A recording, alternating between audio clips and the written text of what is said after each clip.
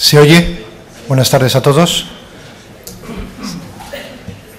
Bueno, pues hoy por la tarde vamos a ver las cuentas anuales, que es la traslación de lo que hemos visto por la mañana, el documento donde resume y comprende toda la información económica de estas entidades. Bueno, primero quiero dar las gracias a esta fundación por este entorno tan estupendo que nos brinda, a la AEK por esta organización que nos permite hacer visible a esta entidad sin ánimo de lucro, que llevamos pocos documentos, pero como hemos podido comprobar esta mañana, sustanciosos.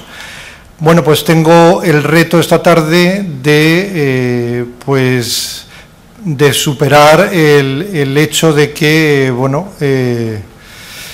no me han presentado, pues primero me tengo que presentar.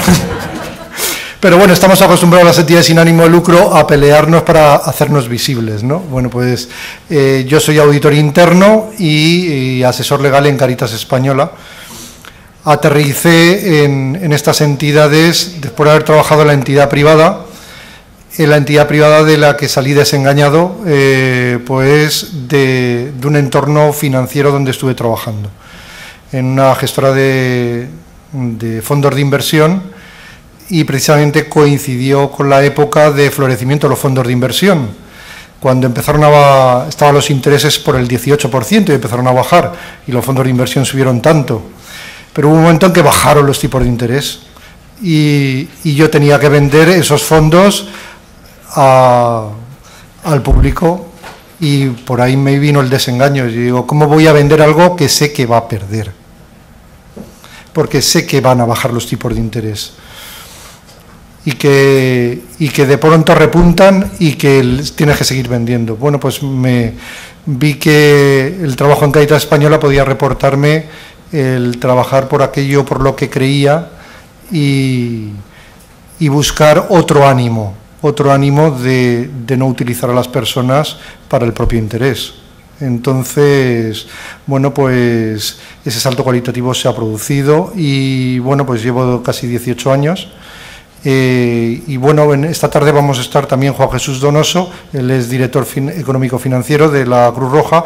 Yo represento el mundo de la auditoría interna, entonces creo que nos podemos complementar muy bien, porque yo puedo hablar de la experiencia de hacer labores de auditoría y Juan Jesús desde el área financiera. Y bueno, pues también tengo el reto de superar esta tarde a gente tan valiosa como los que forman parte de esta comisión, representantes del mundo académico, y no solamente académico, sino investigador.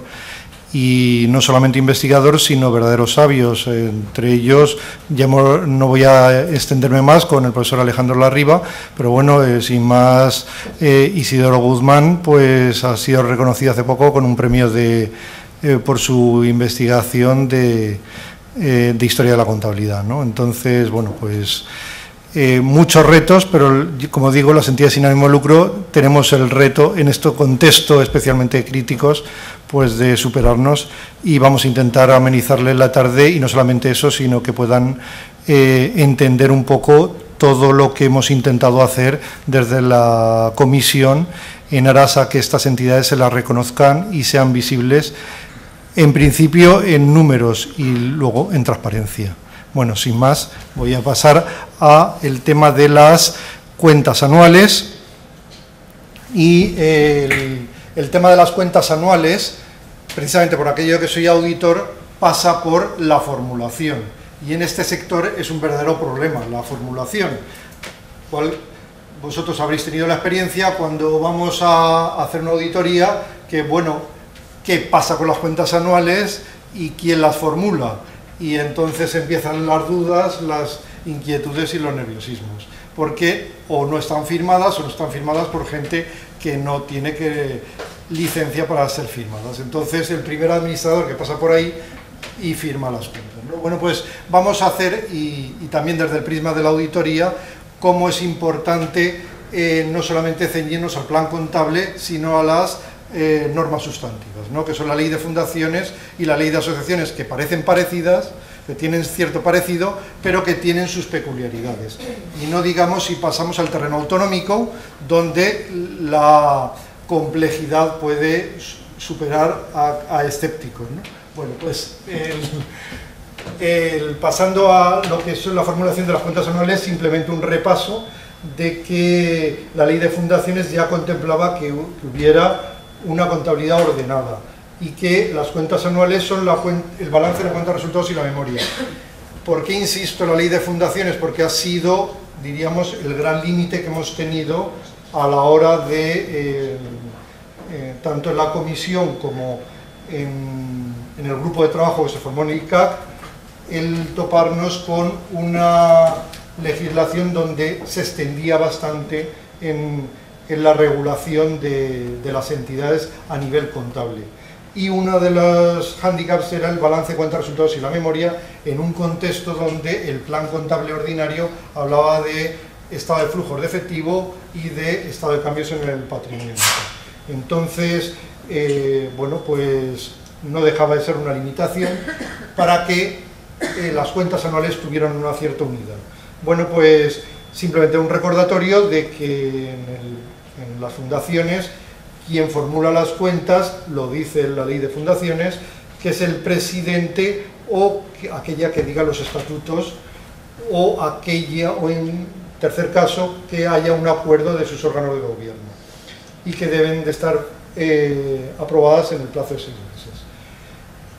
Las cuentas anuales se deben de aprobar por el patronato de la fundación y se deben de presentar al protectorado que vigila y tutela a la fundación, ¿no? Y que además hay que depositarlas en el registro de fundaciones, pero bueno, pues luego en el ámbito autonómico pues también tienen el protectorado las comunidades autónomas, etcétera, ¿no? Las cuentas anuales, bueno, pues tienen que seguir unos criterios establecidos en la norma de datación, ¿no? Y luego además que han de ser sometidas a auditoría externa si cumplen ciertos mínimos.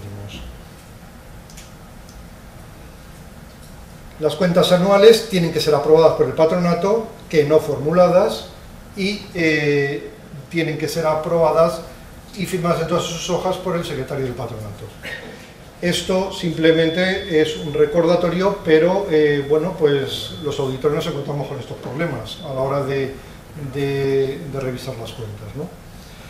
Y luego en las cuentas anuales, y en su caso el informe de auditoría, han de presentarse al protectorado de acuerdo con los plazos.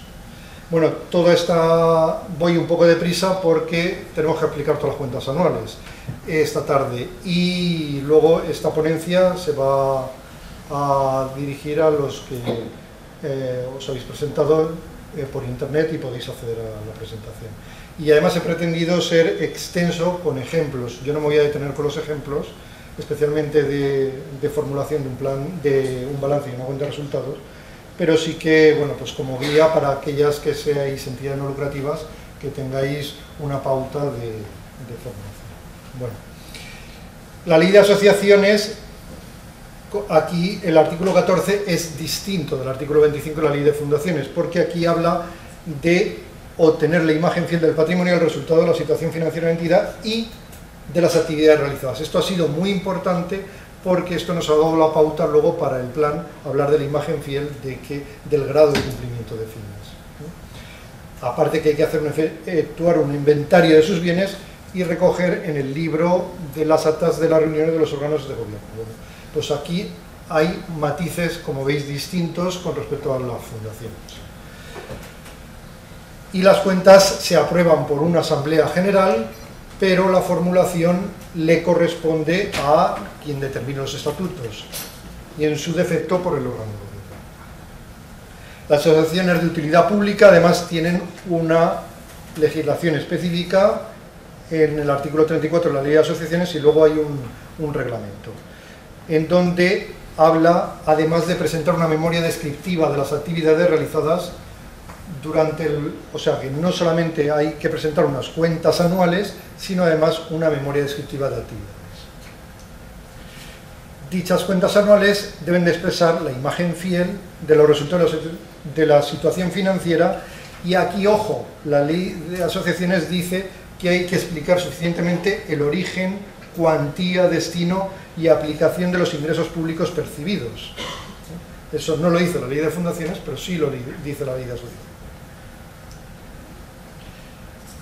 Entrando en el Real Decreto, bueno, pues a la solicitud de declaración de utilidad pública, fijaros que pide también una memoria que refleje las actividades y aquí entra en otro matiz, habla de cuentas anuales y habla de memoria económica. Y luego, si entramos en la ley de mecenazgo, también habla de memoria económica. ¿A qué se refiere con memoria económica? Nosotros en el plan, lógicamente, nos hemos remitido a lo que se dice con el plan de cuentas ordinario. Hablamos de memorias secas, no hay memoria económica. ¿Por qué se introdujo en su día la memoria económica? Pues lógicamente para distinguir la memoria de las cuentas anuales de la memoria de actividades que normalmente realizan estas entidades.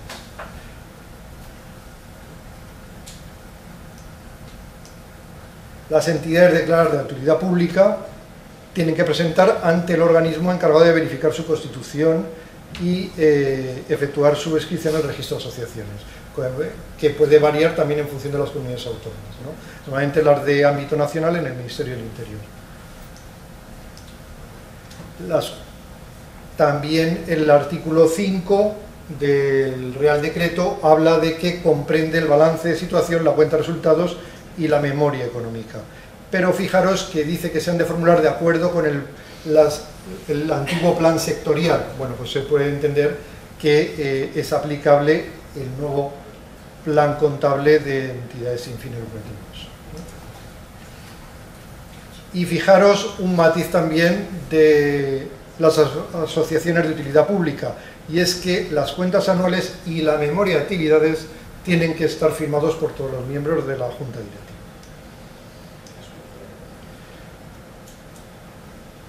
Y bueno, pues lógicamente las asociaciones de utilidad pública también tienen que someter a auditoría sus cuentas anuales.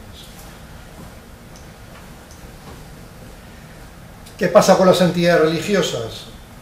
Lo digo porque muchas de vuestras entidades auditadas son organizaciones religiosas.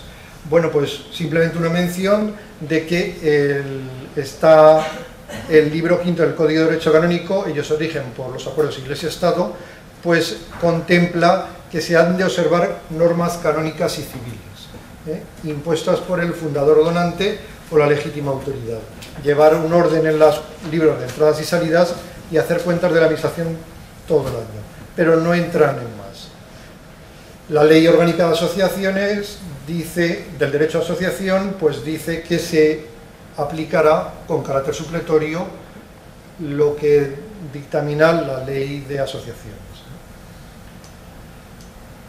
Hay un acuerdo del 10 de octubre de 1980 que es interesante sobre la aplicación del impuesto sobre sociedades a las entidades eclesiásticas, porque a él se remitió en una consulta del ICAC que le hizo una organización religiosa. Entonces, lo único que le planteó, bueno, pues cuál era su situación legal y si tenía que rendir cuentas o no. Entonces, a ese acuerdo del año 80 es al que se remitió el ICAC para decir que deben de llevar contabilidad que recogerán clasificados los ingresos y gastos, incluidos los de administración, y que las entidades eclesiásticas podrán libremente, lógicamente, establecer los planes contables que estimen más adecuados a sus necesidades. Y yo entiendo que el plan de entidades sin fines lucrativos cumple este papel.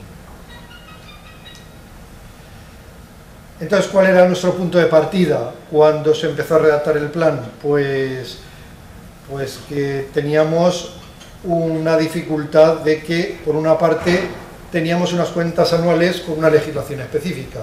Por otro lado, que era lo que decía la ley de fundaciones, por otro lado teníamos el caso de cuentas consolidadas y fundación como entidad dominante, que también viene regulado en esa norma, en el Real Decreto 1337. Por otra parte, las fundaciones de competencia estatal tenían el formato del balance y cuenta de resultados según el plan contable del 2007. Las entidades no mercantiles tenían que llevar el plan de pymes. Bueno, y entonces incluso las entidades que no fueran fundaciones tenían que hacer el estado de cambios en el patrimonio neto. O sea, una verdadera complejidad que me imagino que algún auditor habréis pasado por ella, ¿no? Bueno, pues afortunadamente se consiguió que se aprobara el plan y, bueno, pues recordaron los límites de cuentas anuales abreviadas bueno, pues ya lo sabéis, y para microentidades, para entidades cuyo activo de balance, volumen anual de ingresos, pues no son significativos, que son 150.000 euros y no empleados, y que tienen que cumplirse dos de esas tres condiciones. Un repaso final de esta introducción a las cuentas anuales, que tienen que estar formuladas por el órgano de gobierno, que el plazo de formulación y aprobación tiene que ser 6 meses como máximo, y que si hay auditoría son 3 meses. Y firma de todos los que tengan facultad para ello, indicando la causa de la ausencia de firma. Y que hay que expresar la fecha de formulación, cosa que a veces en estas entidades se olvida. Un repaso del itinerario es que tiene que haber una formulación y que es un acto formal, que tiene que ser un órgano distinto del que lo aprueba, que en una empresa esto se da por supuesto, pero en una entidad sin ánimo de lucro, dependiendo de la entidad, pues a veces no se entiende bien, incluso en algunos estatutos no viene contemplado. Aprobación, pues lógicamente supone 6 meses, y la rendición, pues a los distintos órganos. La Iglesia, pues las entidades eclesiásticas tienen que rendir cuentas al obispo. El depósito, el registro es 6 meses, y dependiendo de la entidad, pues el registro puede variar, y es un poco lo que estábamos comentando precisamente en la comida, la multiplicidad y la complejidad de registros que tienen estas entidades, y que a la hora de sacar informes comunes pues es muy difícil, y dependiendo del registro pues tienes mayor o peor facilidad de acceso. Y el otro recurso es la publicidad de la página web.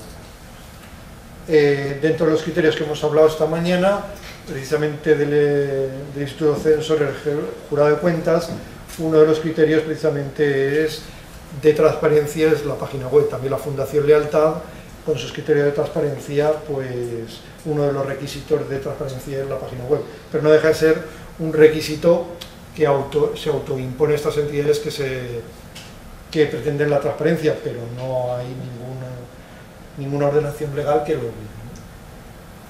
Bueno, vamos a una de las cuentas anuales, que es el balance.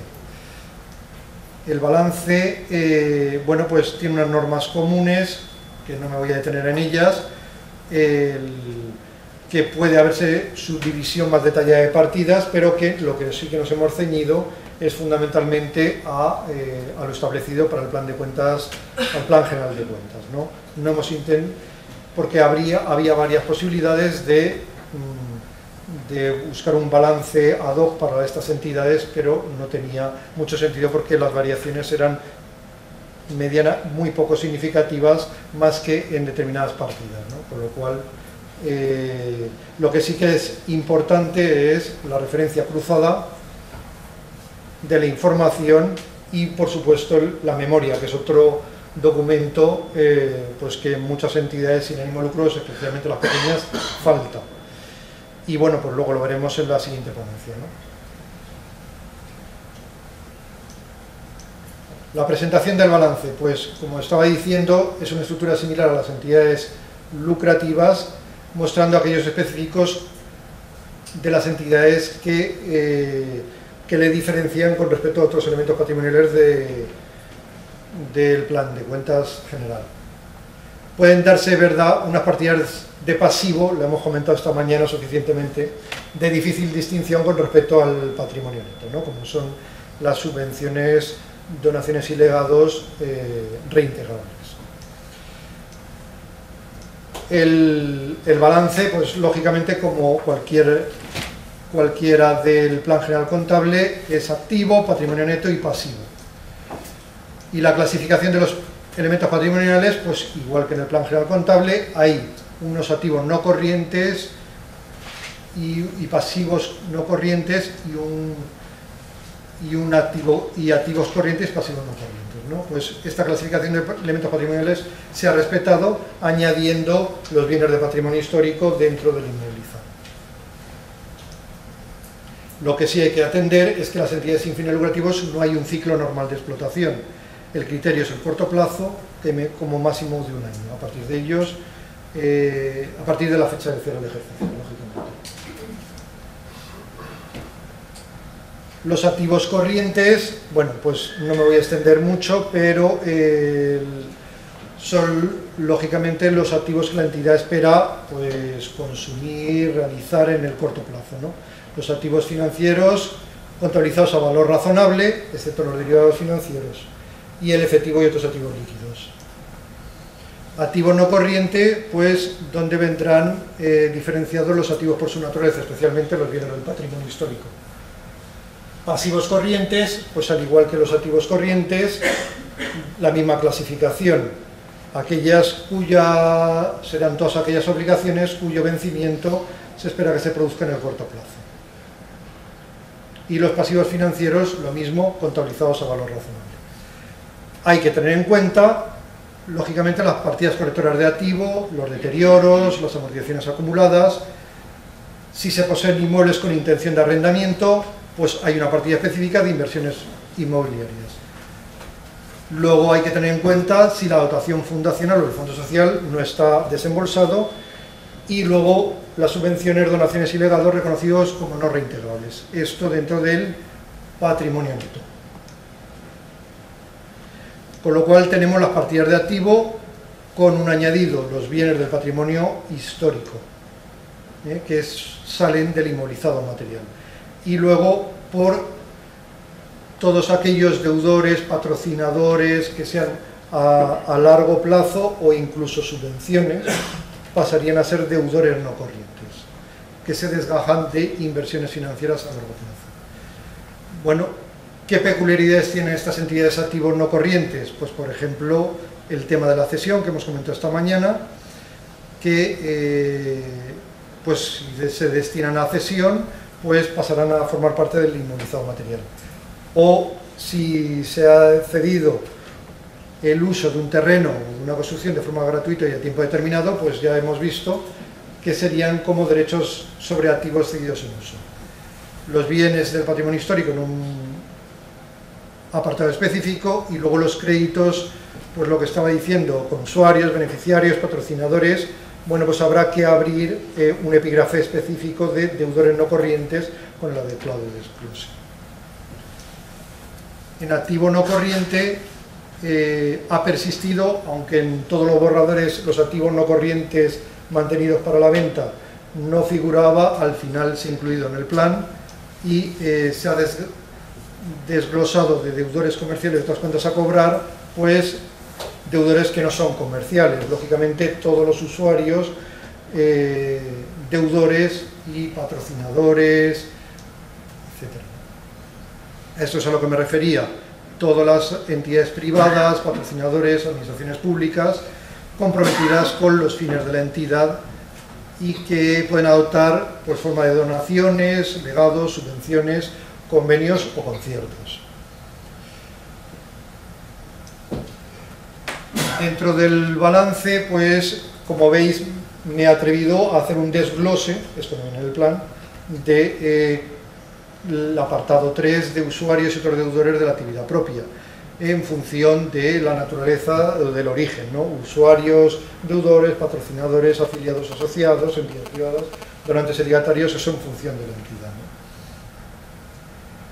Dentro del inmovilizado intangible tenemos los derechos sobre activos cedidos en uso y el bienes del patrimonio histórico, pues un desglose podría ser pues bienes inmuebles, archivos, bibliotecas, museos, bienes muebles y anticipos sobre bienes del patrimonio histórico. Y dentro de deudores comerciales y otras cuentas a cobrar serían otros créditos a corto plazo y otras cuentas a cobrar a corto plazo con las administraciones públicas y entre otros también los fundadores por desembolsos exigidos. Voy muy deprisa. El patrimonio neto y pasivo, bueno, pues las subvenciones, donaciones y legados recibidos tienen un desglose especial en subvenciones y luego donaciones y legados recibidos. El resto no cambia con respecto al plan contable general, ¿no? Con un añadido que las deudas a largo plazo, pues puede haber acreedores no corrientes, beneficiarios a largo plazo, todos aquellos proyectos o entidades a las cuales hay un compromiso de ayudas a largo plazo, y a corto plazo serían los beneficiarios acreedores que sí aparecen en el plan. Entonces, si en el balance aparecen acreedores no corrientes, habrá que establecer un epígrafe que me deja ese margen el plan. Dentro del patrimonio neto, como os decía, ahondando en el desglose, bueno, por un lado estaría el fondo social, la dotación fundacional, o aquella parte no exigida, las reservas estatutarias, otras reservas, y luego los excedentes de ejercicios anteriores. En definitiva, todo patrimonio neto. Y luego, como veremos, todo eso, tanto excedentes que no beneficios, como la variación del patrimonio neto, lo que al final es lo que me interesa, es decir, qué capacidad de financiación va a tener esa entidad sin fines lucrativos, para seguir adelante con los fines para los que se ha constituido. Ajustes por cambios de valor y luego el desglose que os decía de las subvenciones, donaciones y legados. El cambio más significativo es la cuenta de resultados. La cuenta de resultados, porque la cuenta de resultados que teníamos pues no informaba suficientemente de la actividad de una entidad sin ánimo de lucro. La cuenta de resultados está planteada en función de unos márgenes, de unas ventas, de obtener un beneficio, y eso no explica suficientemente a una entidad. Si, por ejemplo, hago una cuenta de pérdidas y ganancias, vamos a llamarlo así, de como se llamaba en el plan, pues tenía un resultado negativo de 23.000 euros, y entonces llegaba al equipo de gobierno y todos empezaban a temblar porque parecía que a ver si dábamos un resultado negativo cuando esto tiene que tender a cero, ¿no? Y si dábamos un resultado positivo, pues peor, porque ¿cómo vamos a dar un resultado positivo? Y luego pues por aquí, donde están los proyectos y las actividades que hacen estas entidades, donde están las donaciones, pues bueno, pues habría que buscarlas en las subvenciones, donaciones y legados, pero justo está al lado de las ventas, y las ventas son pequeñas. Bueno, pues realmente no es un instrumento muy manejable para las entidades sin fines lucrativos para hacer un análisis de ellas. Entonces, un poco por comparación de lo que pretende una cuenta de pérdidas y ganancias, de lo que es el propósito de una entidad sin ánimo de lucro, pues voy a poner en color azul lo que pretendía la entidad lucrativa de lo que pretende la entidad sin ánimo de lucro, ¿no? Lógicamente, la entidad lucrativa busca obtener un beneficio y recoger las operaciones derivadas de la actividad. ¿Y cuáles son esas operaciones? Ventas y consumos. Punto 1 y punto 2 de la cuenta de resultados, ¿no? Pero aquí no, aquí hay, te vas encontrando las grandes cifras segmentadas a lo largo de la cuenta de resultados, ¿no?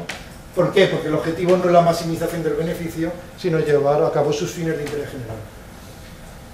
Se obtienen unos ingresos y lo que pretendo es conseguir recursos para poder llevar a cabo mis actividades. Resumiendo, la finalidad de una actividad de una empresa es la obtención del lucro, la maximización del beneficio. Sin ánimo de lucro, el resultado del ejercicio debe tender a cero. En la empresa distribuir el beneficio entre los propietarios. En entidad sin ánimo de lucro, pues ya hemos visto que no se reparte, ¿no? No hay títulos de propiedad y tengo un beneficio excedente, llámalo como quieras, pero se trata de financiar actividades próximas o futuras de la entidad. Entonces, ¿qué es lo que interesa? Porque al final también discutíamos sobre las reservas, que es una reserva, que pues en definitiva es un incremento de patrimonio, un fondo social. En definitiva, todos son recursos con los cuales puedo hacer frente a las actividades de orden social, ¿no? Entonces, además en el plan del 2007 ya las empresas tienen posibilidad de imputar ingresos y gastos directamente al patrimonio neto. Pues eso es lo que hemos aprovechado en las entidades sin fines lucrativos, porque hay ingresos que tienen relación directa con las actividades, pero no aparecen proyectos y actividades plurianuales, y no hay esos recursos plurianuales. ¿Dónde aparecían las subvenciones antes? Porque antes, cuando queríamos dar información de las subvenciones, en la cuenta de resultados me aparecían lo que me había gastado en forma de subvenciones. Es decir, yo más que informaba era las subvenciones que habían financiado los gastos de ese año, pero no las que tenía con carácter plurianual para gastar en el ejercicio inmediatamente posteriores, ¿no? Entonces, la hipótesis básica de la continuidad es informar a los usuarios sobre los recursos disponibles y aplicados en función de las actividades realizadas. Pero en las entidades sin fines lucrativos lo que se trata es precisamente del mantenimiento de los servicios prestados y de qué capacidad tiene para seguirlos prestando en el futuro. Entonces, si nos remitimos a la presentación en las normas internacionales, tenemos dos alternativas para su elaboración. Esto nos las dan las normas de información contable, las NIF famosas. Un Estado daba opción a que muestre solamente los cambios en el patrimonio neto, distintos de los procedentes de las tasaciones por los propietarios, que serán presentadas en las notas. Esa es una opción, que es la que ha trasladado el plan contable general, ¿no? Un estado de cambios en el patrimonio neto. Y lógicamente es interesante una empresa distinguirlo, ¿no? Pero una entidad sin ánimo de lucro, que al final voy a tener una variación del patrimonio neto, me interesa un solo estado que muestre todos los cambios. ¿Para qué voy a tenerlo diferenciado? Si no hay propietarios, si no tengo reparto. Y eso es a lo que se ha remitido el decreto de la entidad sin fines lucrativos. ¿Cuál es la aportación del capital? Pues lógicamente cuando alguien invierte en una entidad, en una empresa, lo que pretende es recuperar la aportación y encima ganar, ¿no? Tener una rentabilidad. Sin embargo, las entidades sin fines lucrativos se trata de dotar o aportar al fondo social para tener capacidad y recursos para financiar proyectos. Entonces, ¿en qué nos encontramos en la cuenta de resultados? Pues que recoge variaciones en el patrimonio neto en distintas fases. Por un lado, tenemos lo propio de la actividad del ejercicio, que son los ingresos y los gastos, por un lado. Por otro lado, los ingresos y gastos reconocidos directamente en el patrimonio neto. Luego, las reclasificaciones de esos ingresos directamente reconocidos en el patrimonio neto, que se han reclasificado y que me los he gastado en el ejercicio. Los ajustes por cambios en criterios contables y corrección de errores y cualquier otra variación que pueda producirse, lógicamente, en la dotación fundacional. La dotación fundacional o esas variaciones o aportaciones al fondo social ¿es realmente un ingreso? No, no es un ingreso ordinariamente entendido, pero sí que mueve el patrimonio neto, es un incremento de patrimonio neto y por tanto se considera como un mayor valor a tener en cuenta en la cuenta de resultados, porque eso me va a indicar la capacidad financiera de la entidad. El resultado del ejercicio nos indicará, bueno, pues si la entidad dispone de un mayor patrimonio o si ha consumido parte del patrimonio fundacional, que eso es lo que interesa en definitiva, y ver si ha cumplido las actividades. Tiene un presupuesto, tiene unas orientaciones y si tiene capacidad para llevarlos adelante. El formato de la cuenta de resultados, bueno, pues cada uno ya veíamos que tenía un estado contable en forma de cuenta y el plan contable lo ha rescatado de alguna forma por programas o por proyectos, por actividades en la memoria, en un punto de la memoria, precisamente de memoria de actividades, ¿no? Y a partir del año 2008 se toman pues estos modelos en cuenta y aunque hemos respetado la cuenta de resultados, el formato de lista, ya habéis visto que en la memoria aparece un apartado específico por programas y proyectos y con la forma tradicional. Luego los ingresos y gastos, lógicamente teníamos que apostar, clasificarlos por naturaleza, porque así es el uso habitual. Tradicionalmente las entidades podían contabilizarlos de forma funcional, pero es que no podíamos sustraernos de cuáles las normas generales de contabilidad. Con lo cual, lógicamente, hemos respetado los ingresos y gastos por naturaleza y los ingresos de la actividad, ventas, prestaciones de servicios se reflejan por el valor neto de las devoluciones y descuentos, ¿no? Las normas del excedente del ejercicio, bueno, pues si financian gastos de la actividad afectos al cumplimiento de fines, lógicamente se imputan a los ingresos de la actividad propia. Los que financian activos materiales o intangibles, pues serán subvenciones, donaciones y legados traspasados al excedente del ejercicio. Y si financian un activo o gasto de naturaleza financiera, pues también debe llevarse al excedente de operaciones financieras. Y en el caso de recibir subvenciones o donaciones en relaciones a actividades mercantiles, que, bueno, pues esto es más bien con carácter marginal, bueno, pues también tiene un su apartado específico. En cuanto a normas de ingresos y gastos reconocidos directamente al patrimonio neto, sí que existen activos no corrientes mantenidos para la venta o pasivos vinculados con ellos, de cuya valoración pues pueden surgir diferencias que pueden directamente imputarse al patrimonio neto. Entre ellos las subvenciones, donaciones reconocidas como no reintegrables, que deben de reconocerse, como hemos visto esta mañana, como ingreso imputado directamente al patrimonio neto y luego reclasificarse como ingreso en la medida del gasto o, en el caso de ir inmovilizado, a medida de la amortización.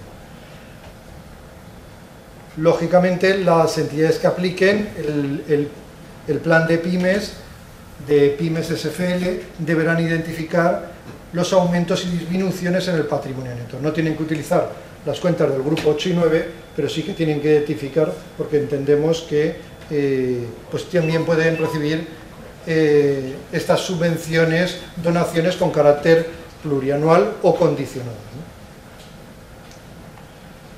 Las correcciones, lógicamente, que tengan lugar en el cambio de partidas correspondiente, pues supondrá una variación de las reservas. Y lo mismo con los cambios de criterio que pueden tener su incidencia en la variación del patrimonio neto.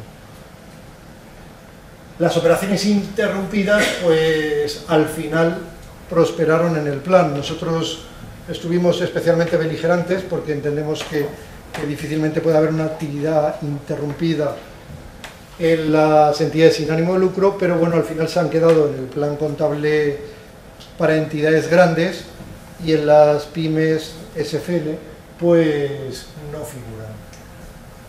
Bueno, pues un poco de repaso de cómo queda la cuenta de resultados. Pues por un lado tenemos lo que sería la cuenta de las empresas.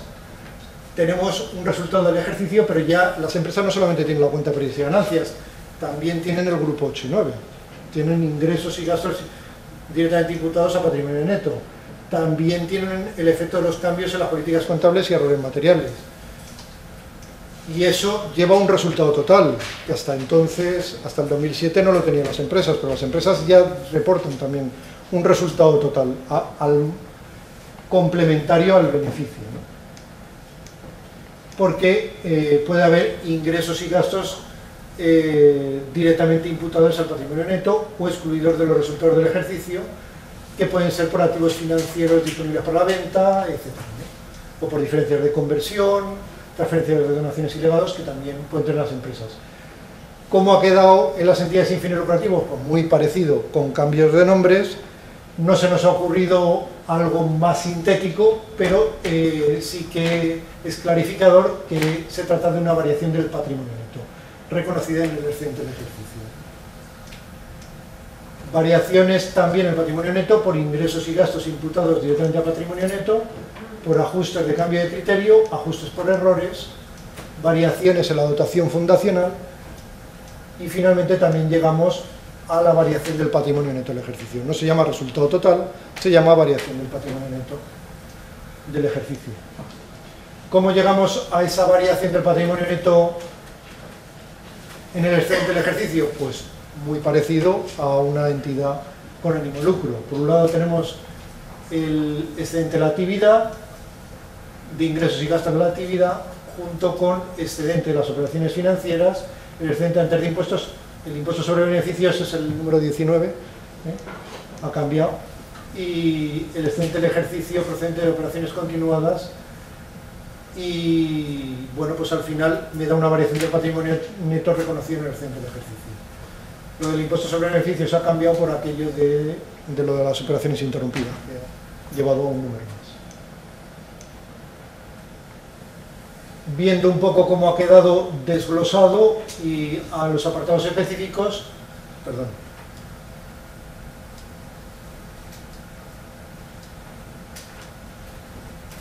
tenemos los ingresos de la entidad por la actividad propia, hay un apartado específico para las ventas y otros ingresos de la actividad mercantil, y insisto con mis compañeros que es lo que figure en ventas es que estoy haciendo una actividad mercantil, si no debería ir como aportación de usuario o cuotas de usuarios. Gastos por ayudas, que también es significativo en estas entidades, otros ingresos de la actividad, otros gastos de la actividad y luego las subvenciones, donaciones y legados de capital traspasados al excedente del ejercicio. Y luego los deterioros por enajenación y resultado por enajenaciones de munición. Todo eso da un excedente de la actividad. Hay un excedente también de operaciones financieras, que en esto no ha cambiado nada. Y luego los ingresos y gastos imputados directamente al patrimonio neto. Puede haber operaciones de cobertura, difícilmente, a lo mejor en aquellas entidades que se dediquen a cooperación internacional, subvenciones recibidas, donaciones y legados recibidos, y difícilmente en estas entidades puede haber ganancias y pérdidas actuariales, pero bueno, se ha querido respetar lo que decía el plan contable ordinario.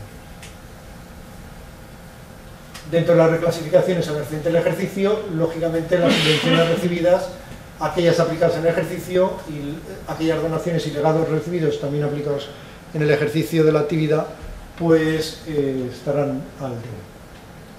Y luego pues todos los ajustes de cambios de criterio, ajustes por errores, variación en dotación fundacional y otras variaciones que al final dan un resultado total, o mejor dicho, variación del patrimonio neto del ejercicio.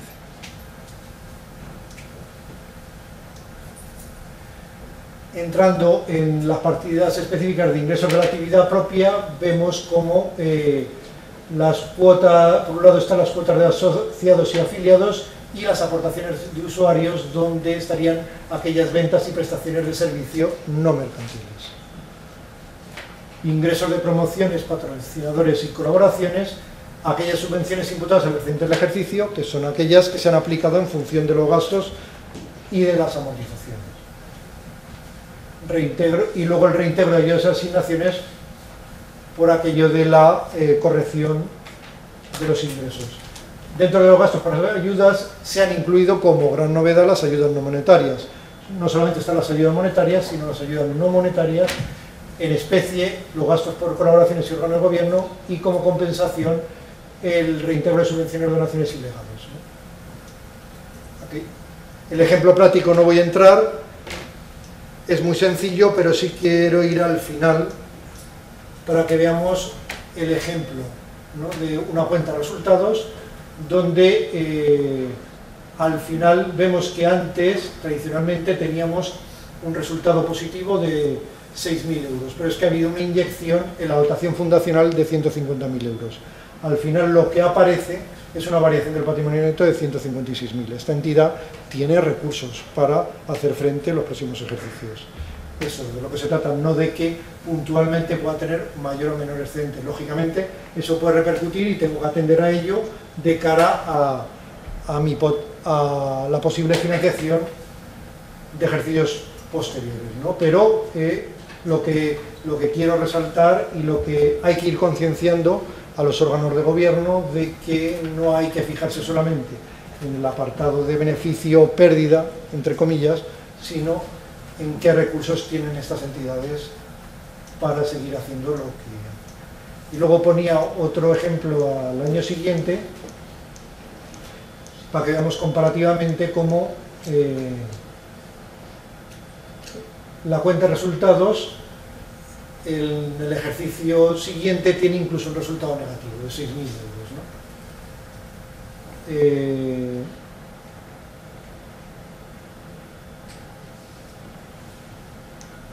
Y cómo la aportación de la variación fundacional del Fondo Social dota de recursos, aparte de que ha habido unos ajustes, ha habido unas variaciones de patrimonio neto y unos ingresos y gastos imputados directamente al patrimonio neto. Eso antes, las cuentas no aparecían en las cuentas anuales de las entidades sin fines lucrativos. Y esto es lo que, precisamente, al aparecer y hacer referencia de ello en la memoria, es donde se puede hacer el seguimiento de los verdaderos recursos que manejan estas entidades, ¿no? Y fijaros cómo esta entidad pues sigue teniendo recursos para seguir evolucionando. Si nos hubiéramos fijado solamente en los resultados positivos o negativos, pues lógicamente nos habríamos quedado con una visión parcial de la entidad.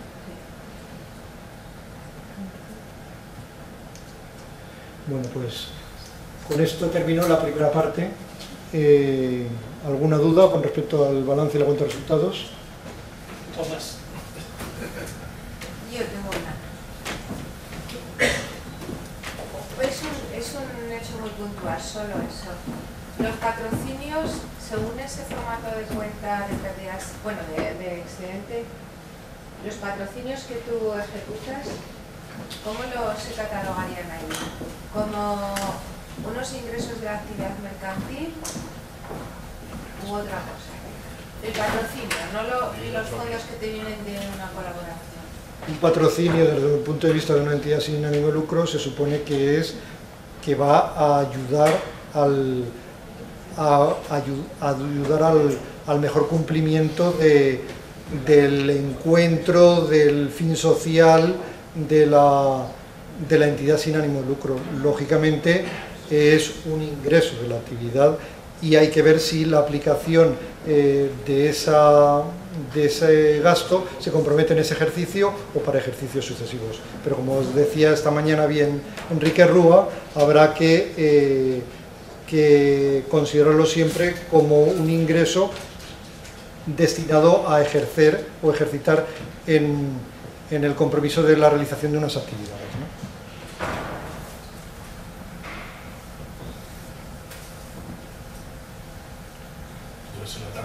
Debe ser la tarde. Pues voy a pasar a la memoria. Que falta la memoria.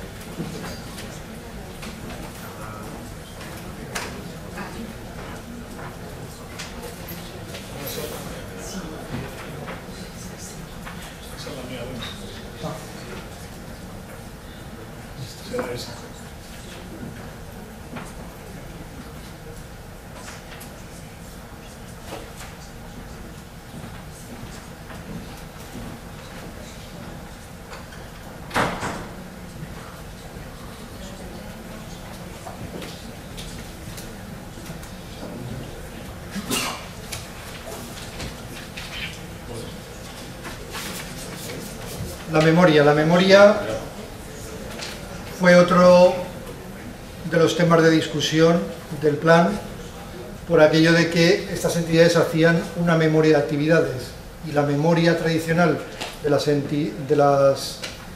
plan general contable no reflejaba, no había ningún número en donde se pudiera reflejar la actividad de las entidades, con lo cual había que o bien abordar una normativa específica para elaborar una memoria de actividades aparte o bien insertarla dentro de las cuentas anuales. Y al final se optó por esta solución, donde por lo menos habría que informar de unos puntos mínimos. De eso no me voy a extender porque para eso está Juan Jesús, que luego os va a explicar ese apartado específico. Pero sí que me voy a detener en explicar un poco la memoria y qué es lo que ha cambiado con respecto a las empresas. Normalmente la memoria es un documento que completa, amplía y comenta la información contenida en el balance y la cuenta de resultados. Por eso fue de mucha discusión, porque cómo se informaba la memoria, porque teníamos el peligro de excedernos por la suficiente información, pero por otro lado había requerimientos de protectorados, de lo que dice la propia legislación sustantiva, de financiadores, de qué es lo que necesitaban saber de una entidad sin fines lucrativos. Y llegamos a un consenso en donde en particular había que hablar de los flujos de efectivo, especialmente las entidades grandes, pero también había que hablar del grado de cumplimiento de las actividades de la entidad, porque en definitiva lo que interesa a estas entidades es si llevan a cabo sus fines sociales o no. Entonces, una buena imagen, lo que hemos visto a lo largo de toda la mañana, una buena imagen fiel, no solamente debe explicar los resultados, el patrimonio e incluso la variación del patrimonio neto. A mí lo que me interesa es si realmente están haciendo el propósito para el cual se constituyeron o están haciendo otras cosas. Y ahí los auditores tenemos una tarea también de análisis. Buscamos siempre el modelo de información mínima, teniendo en cuenta el respetar lo que dice la ley de fundaciones. Es que había que habilitar un espacio para la actividad mercantil, donde referir el inmovilizado, existencias y los gastos e ingresos de la actividad. Era novedad que los activos, según el marco conceptual de las entidades sin ánimo de lucro, tienen restricciones permanentes o temporales, con limitaciones al destino a la inversión obligatoria, pues cuántos legados o donaciones son con un fin específico y hay que respetarlo, ¿no? Pues de eso hay que informar y separarlo, porque no son de libre disposición. O si de aquellos que no tienen restricción de uso. Otra información necesaria pues sería conocer todo aquello que facilite la comprensión de las cuentas anuales, la exigida por otra normativa, y si no que se lo expliquen a las entidades sin ánimo de lucro que viven en comunidades autónomas con su legislación particular, ¿no? Que incluso le piden el estado de origen y aplicación de fondos, en fin. La información cuantitativa, lógicamente, tienen que ser referidas a las cuentas anuales cuanto al ejercicio anterior.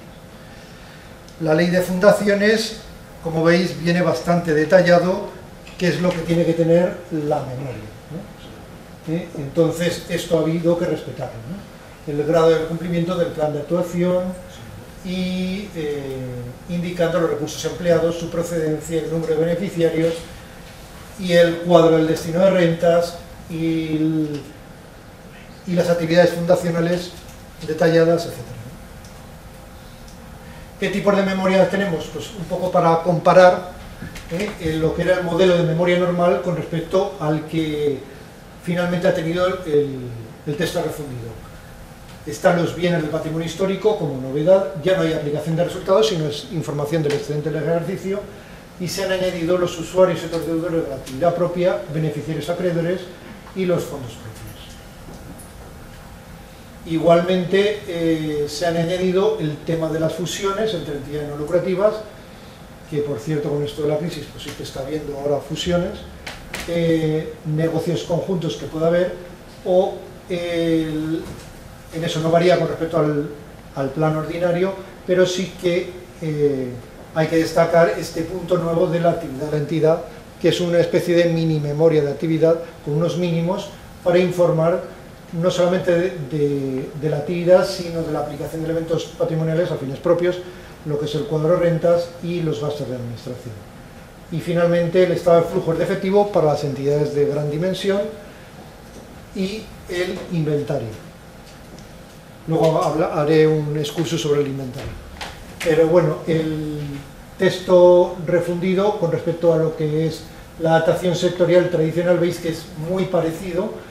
Hay variaciones, lógicamente, de un plan contable nuevo. Por ejemplo, antes eran normas de valoración, ahora son normas de registro y valoración, pero el patrimonio histórico se mantiene, ahora hay inversiones inmobiliarias, antes ni siquiera había inmovilizado inmaterial y ahora hay inmovilizado intangible.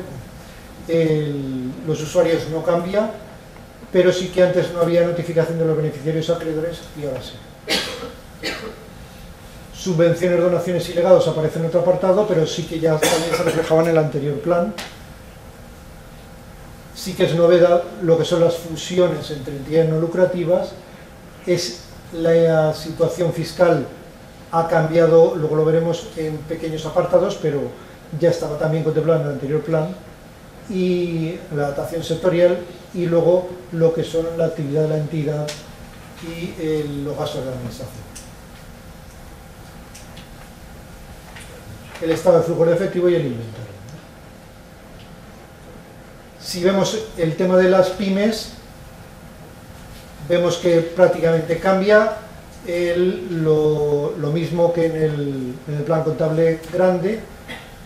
me refiero para las entidades de gran dimensión, bienes de patrimonio histórico, beneficiarios acreedores, usuarios y otros deudores de la actividad propia, y luego la actividad de la entidad y el inventario, que son las grandes novedades.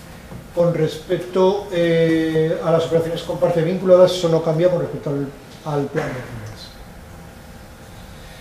Con la adaptación sectorial sí que vemos que hay algunas cosas que han cambiado, lógicamente también del plan nuevo, los beneficiarios acreedores. Ahora hay un grupo agrupado del, valga la redundancia, del material, del intangible de las inversiones inmobiliarias para las entidades pequeñas. Hay un número de la actividad de la entidad, antes era el 24, ahora es el 15, y también hay un número específico de inventario. Y lógicamente, como novedad, con respecto al plan sectorial anterior, es las operaciones con partes vinculadas. Sí. Bueno, pues aquí tenéis el modelo de memoria simplificada con las novedades de beneficiarios acreedores y usuarios, actividad de la entidad, etc. Y lo mismo, cómo queda la actividad de la memoria, los epígrafes de la memoria pymes. Esto de los aspectos derivados eran del ejercicio anterior, ya en el 2013 ya no tiene que ver. El contenido de la memoria me voy a detener especialmente en las actividades realizadas en el ejercicio, que como se van a explicar luego la nota 15 o la nota 24, me voy a detener sobre todo en la memoria de pymes, FSL, pues aquí no hay que explicar las actividades, simplemente nombrar los grandes grupos de actividades a las que se refiere la entidad sin ánimo de lucro, junto con los fines recogidos en los estatutos.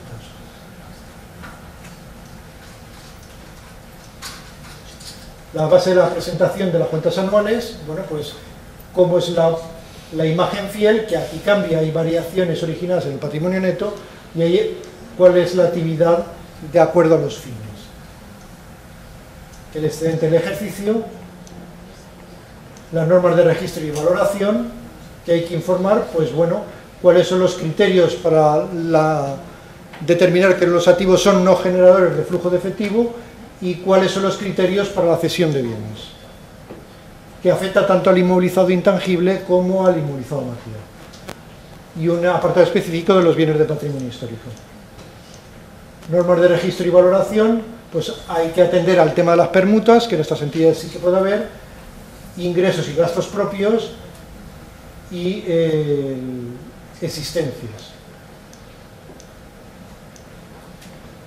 Las subvenciones, donaciones y legados, diferenciando entre los condicionados y de los no condicionados.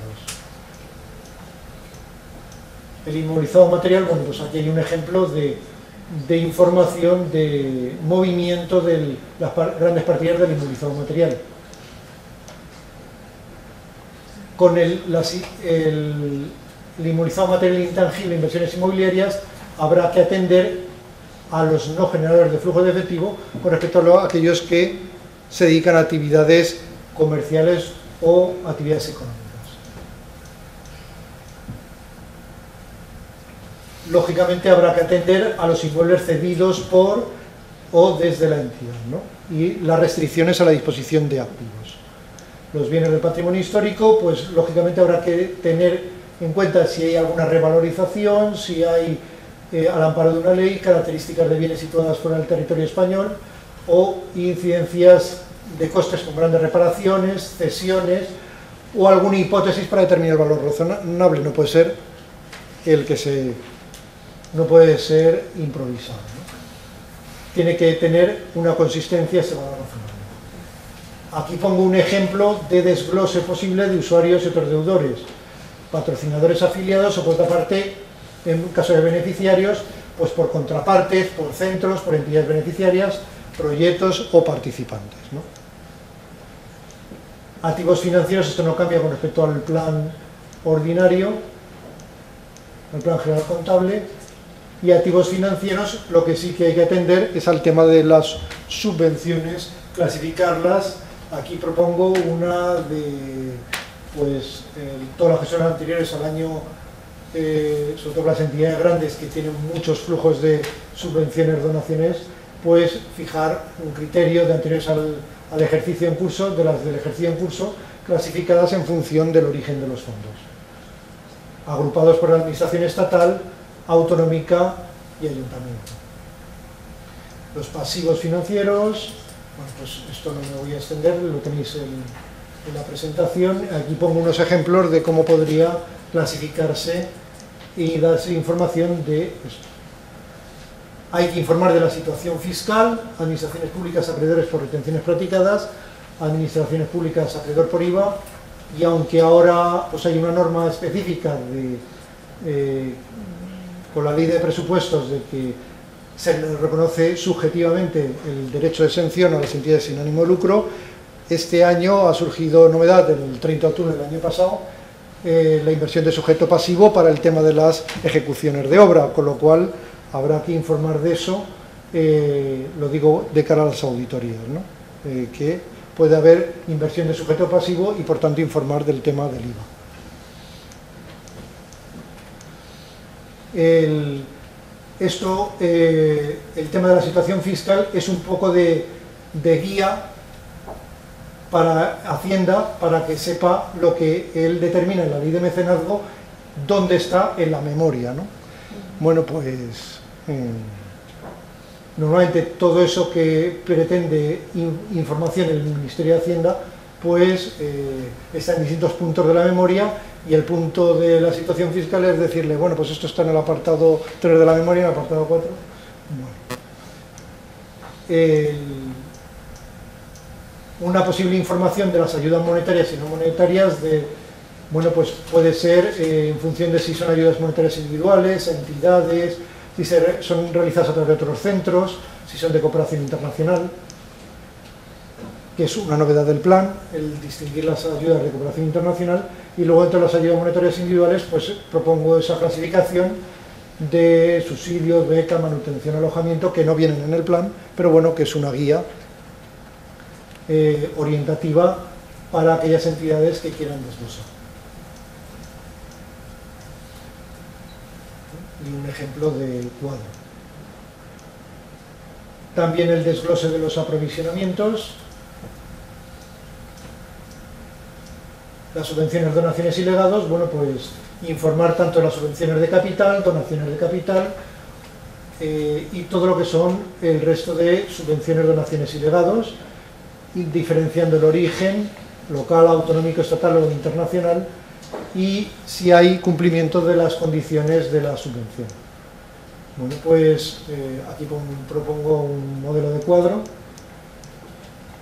Esto lo va a explicar Juan Jesús a continuación, que es el punto, yo creo, más interesante. Y luego las operaciones con partes vinculadas, pues aquí sí que hago una reflexión de cara sobre todo a los auditores, que sí que en este mundo de las entidades sin ánimo de lucro hay muchas entidades vinculadas de distintos tipos, bien porque forman parte del patronato, bien porque constituyen empresas de inserción, bien porque constituyen cooperativas o asociaciones, con el ánimo de pues tiendas de comercio justo o cualquier otro tipo de negocio o herencia que sirvan de obtención de recursos para los fines de la entidad.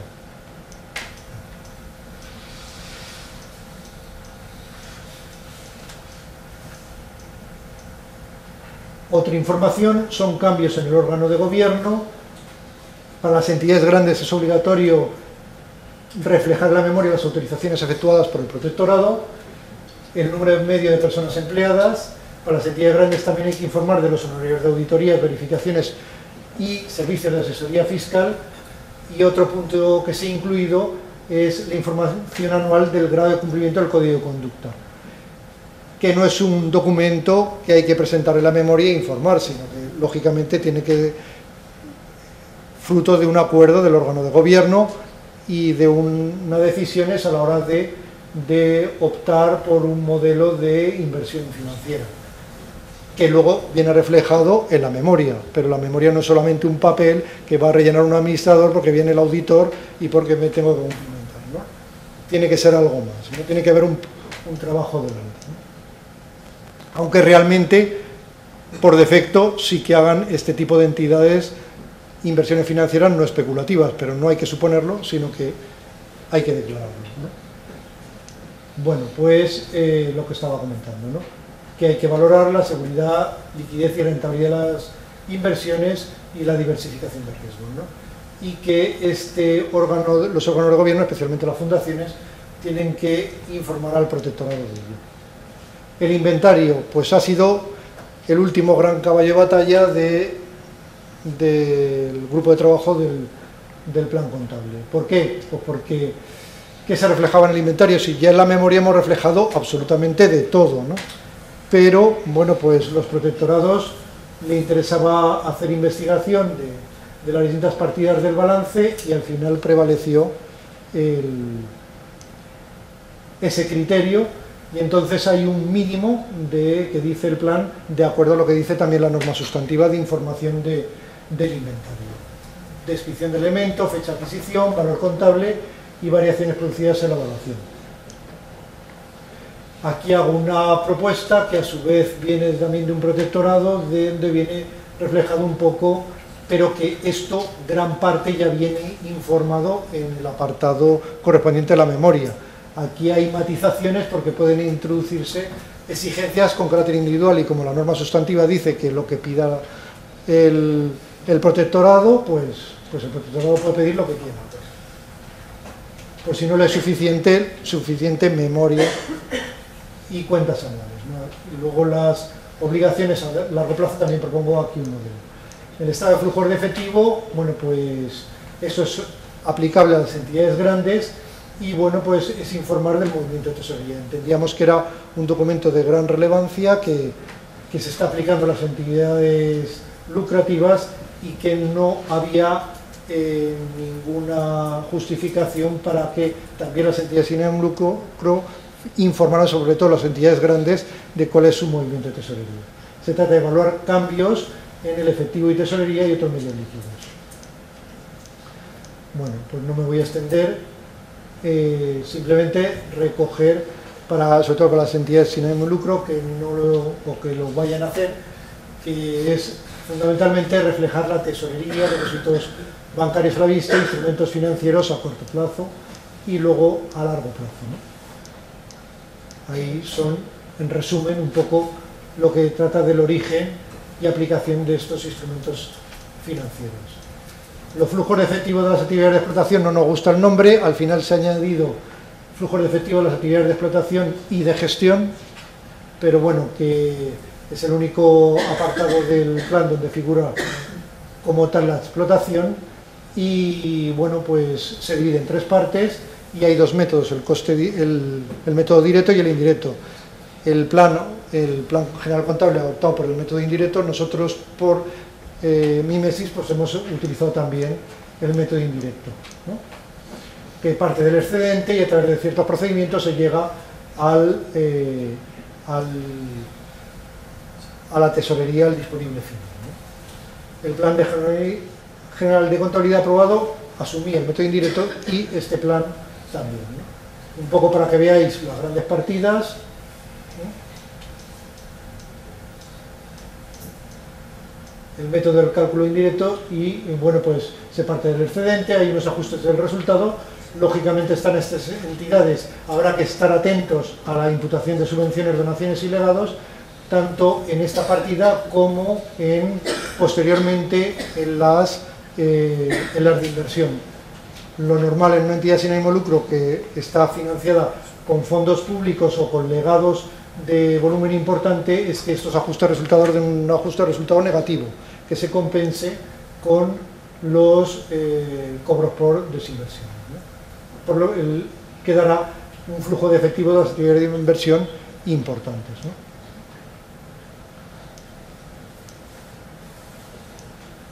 Y nada, pues muchas gracias y bueno, pues si tenéis alguna duda con respecto a la memoria. Pues bueno, nos volvemos a Luis.